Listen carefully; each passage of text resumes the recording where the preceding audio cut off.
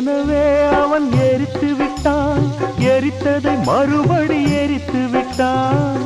தர்மம் காக்கும் தேவனோ தூங்கி போய்விட்டான். வாழ்க்கை எதுவென்று புரியவில்லை, வாய்விட்டு அழவும் வசதி இல்லை.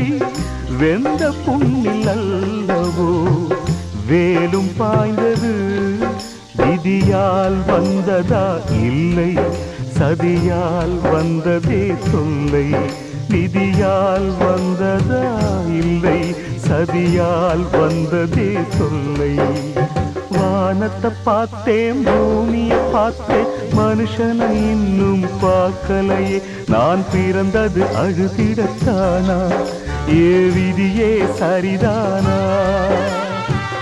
தங்க என்னும் தங்கம்